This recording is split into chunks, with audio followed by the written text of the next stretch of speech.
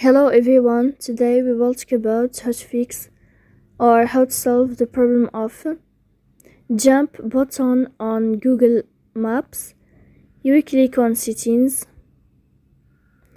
In this page you can click on apps, default apps, app settings. When above you can search about Google Maps app. Then you can click on first app and you can click OK. After that you will enter to the window of storage.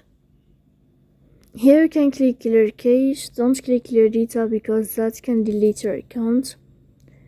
So please don't forget to support us by like and subscribe.